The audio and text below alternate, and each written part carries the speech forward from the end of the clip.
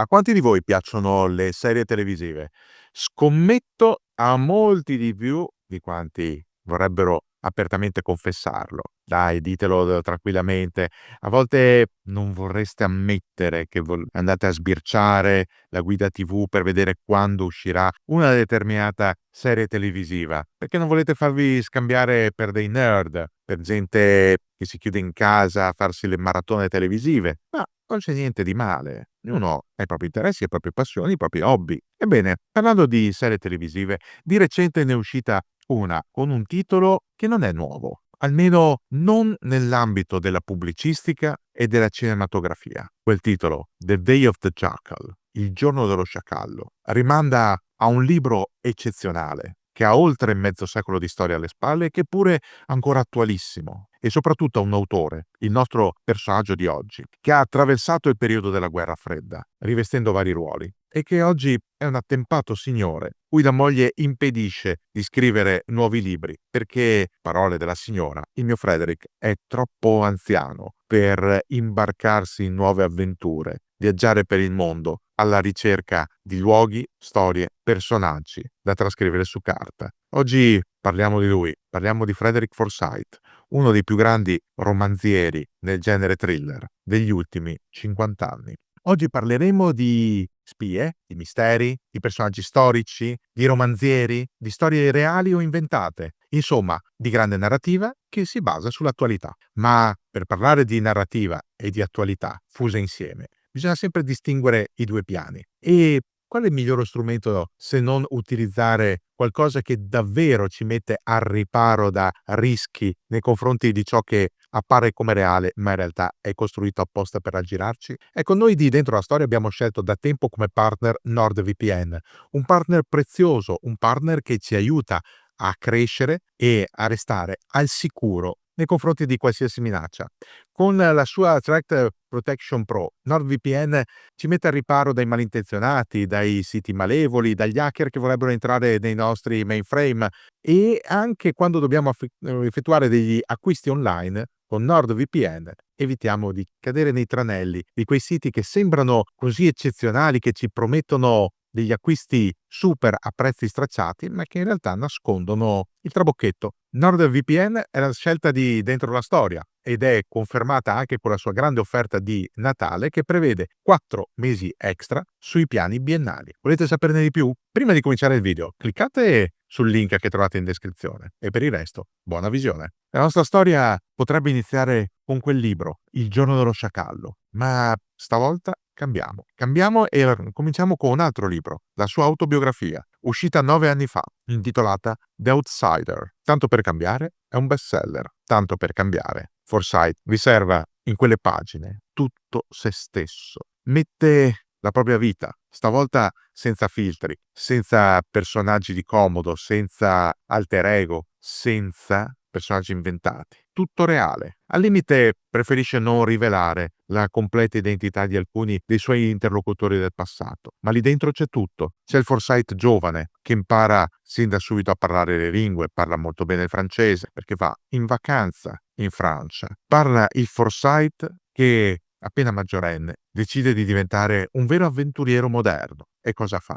Si arruola nella Royal Air Force. Ha 19 anni, è un pilota del The Havilland Vampire, uno dei più famosi jet da combattimento del primo periodo dopo la seconda guerra mondiale. La sua avventura nella RAF non dura moltissimo, si congeda ad appena 20 anni, perché Forsyth è un uomo che vive d'avventura, gli piace provare il brivido, il rischio, e negli anni 60 il massimo dell'avventura per moltissimi giovani è rappresentato dal giornalismo. Ecco quindi che Forsyth nel 1961, dopo qualche piccola esperienza in giornali locali, bussa alla porta della Reuters, la più grande agenzia mondiale di stampa. 4 anni dopo arriva alla BBC, la British Broadcasting Corporation. Ne diventa corrispondente estero e così inizia a viaggiare il mondo. Come voleva. L'aviazione non gli permetteva di viaggiare troppo. Erano missioni rigide, in basi dove lui non poteva scegliere quale ruolo avere.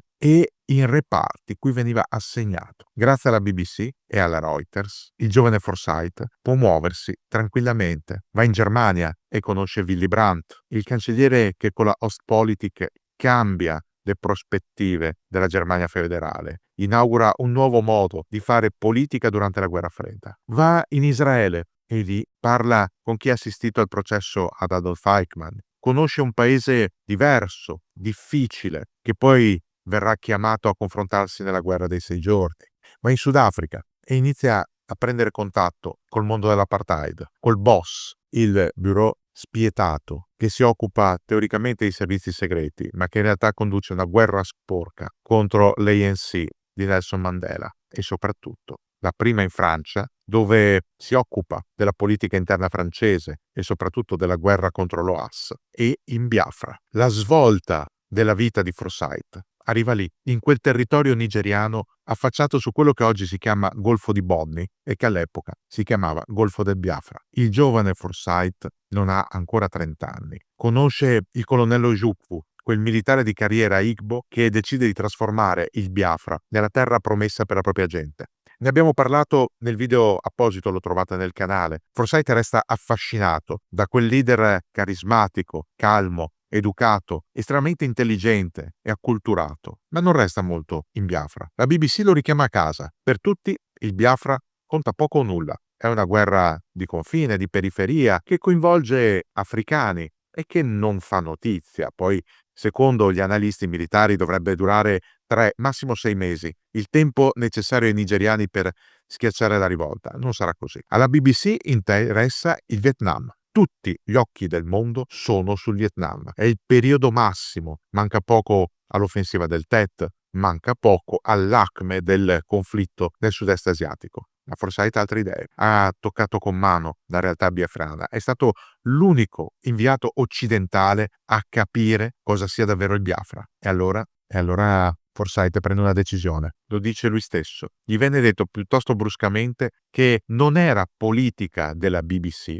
occuparsi della guerra in Biafra. Tra le righe significava che il governo inglese provava fastidio. D'altronde il governo inglese appoggiava la dittatura del generale Gowon in Nigeria e non voleva intromissioni a livello di opinione pubblica. Forsyth subodora qualcosa, capisce che è in atto una specie di censura e non gli piace. Fa una sorta di giuramento. Voi signori potete scegliere di non occuparvi del Biafra. Non c'è problema, lo farò io. E infatti Forsyth si licenzia dalla BBC e dalla Reuters e torna in Biafra a sue spese. Anni dopo confesserà che l'MI6 britannico si era interessato a lui, gli aveva chiesto, mentre era in Biafra, di fungere da attaché, ufficialmente senza stipendio. Ma chissà se questa è una verità o una storia di comodo. Fatto sta che Forsyth resta in Biafra fino alla fine, fino alla caduta di Owerri. Scappa da lì con gli ultimi mercenari bianchi e con un volo della Croce Rossa che porta via i bambini sopravvissuti alla guerra e alla carestia. Da quell'esperienza scioccante, Forsyth ricava un libro, oggi sostanzialmente clandestino, non si trova più, The Biafra Story. È un libro che a Londra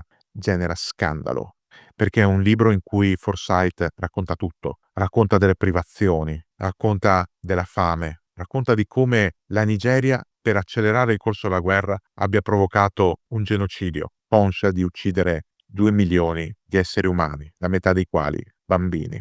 Forsyth da quel momento in avanti non vuol più avere a che fare col giornalismo vero e proprio, ma ha bisogno di lavorare, ha bisogno di soldi per vivere. Lui stesso dice: ero praticamente al verde, non mi è rimasto quasi nulla. Quindi, pur non avendo mai pensato prima di fare lo scrittore, inizia a cimentarsi nei romanzi, si mette al lavoro, comincia prima a scrivere il soggetto e poi a elaborare quello che sarà il suo primo romanzo, The Day of the Jackal, il giorno dello sciacallo. Ed è un successo planetario, incredibile, che gli fa vincere l'Edgar Allan Poe Award per il miglior romanzo del 1971. Che cos'è Il giorno dello sciacallo? È come un reportage giornalistico, un reportage intricato, appassionante, bellissimo, una caccia all'uomo vista da 2 prospettive, dalla lepre in fuga, ma è una lepre pericolosa, una lepre pronta a colpire, e il cacciatore dietro, che brancola nel buio, deve andare a tentoni per cercare le tracce. Addirittura del nome, il nome di questo sciacallo, che non viene rivelato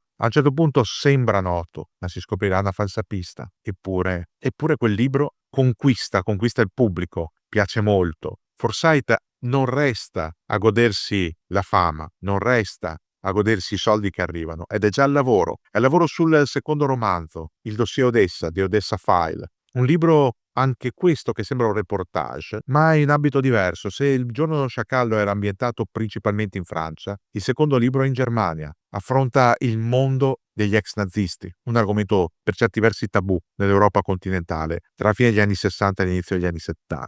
Poi arriva il terzo romanzo, I mastini della guerra, The Dogs of War, un romanzo che riporta Forsyth alle sue origini, all'Africa, al Biafra, a quello che aveva visto, all'umanità degli africani, alla spietatezza degli uomini d'affari europei che badavano solo al loro tornaconto, e al mondo dei mercenari. È un altro successo. I primi 3 libri, Il giorno dello sciacallo, Dossier Odessa, I mastini della guerra, vengono tradotti in altrettanti film, con più o meno successo. Il primo, Il giorno dello sciacallo, è un film bellissimo, vi invito a rivederlo ancora oggi, con Edward Fox e Michael Lonsdale. Il secondo, Dossier Odessa, è con Jon Voight, un altro grande mostro del cinema. E poi I mastini della guerra, con Christopher Walken e Tom Berenger. Ma Forsyth non si ferma, continua a scrivere L'alternativa del diavolo, che sembra anticipare i temi di oggi, della crisi dei cereali, della difficoltà delle risorse energetiche, della rivolta ucraina. E poi arriva Il quarto protocollo, un thriller fantapolitico che tiene